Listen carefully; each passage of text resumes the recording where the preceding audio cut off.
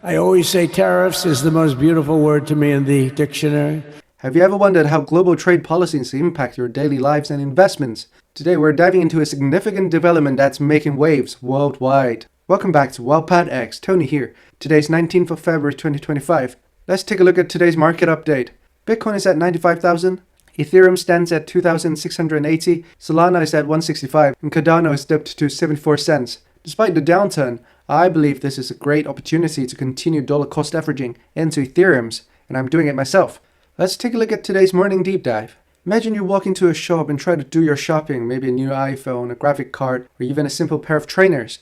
Something feels off. The price tag is higher than usual. And when you check online, every store seems to be charging more. You might think, oh, well, it's inflation again.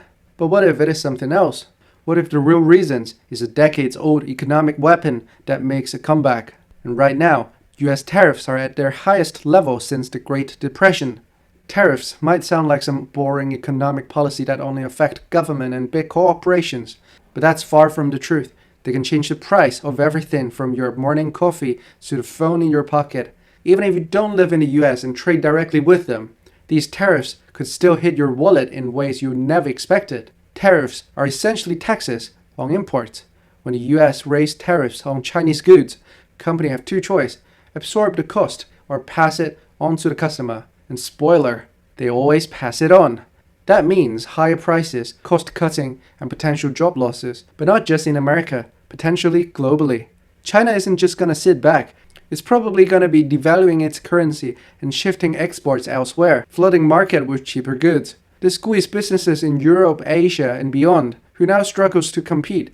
Even if your country isn't directly involved, the supply chain might be involved. Car parts, semiconductors, raw material, everything moves across border. And tariffs disrupt the entire system. The last time tariffs were this high was in 1930, when US passed the Smoot-Hawley Tariff Act. Instead of protecting American jobs, it triggered global retaliation, collapsing trade, and worsened the Great Depression. Today's situation might not be identical, but warning signs are there. So even if you live in the UK, Australia, or anywhere outside the US, tariffs impact prices. European cars, gaming consoles, even food import relies on global supply chain. If tariffs increase cost for manufacturers, those costs trickle down to you. Your next iPhone, PlayStation, or even your morning latte might just get pricier. Not because of inflation, but because of an economic battles happening thousands of miles away. Government plays the tariffs game to look tough on trade, but history shows that ordinary people always pay the price. The question now isn't if these tariffs will hurt consumers, it's how much before something breaks. Let's take a look at today's top news. Jack Dorsey, the co-founder of Twitter and Block, has always been a vocal supporter of Bitcoin. But what if he's more than just a supporter? There's a theory suggests that Dorsey might actually be Satoshi Nakamoto, the mysterious creator of Bitcoin. At first, it sounds like just another wild internet conspiracy, but the connections are hard to ignore. The theory started gaining traction after Sean Murray, president of Debanked, pointed out something bizarre. The first ever Bitcoin transaction took place on 12th of January 2009. That date also happens to be Jack Dorsey's mother's birthday.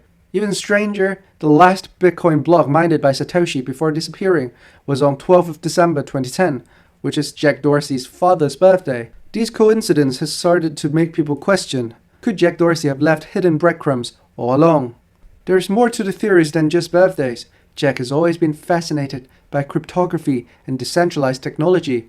His early work at Twitter showed a strong belief in censorship-resistant platforms, which align with the fundamental principle of Bitcoin.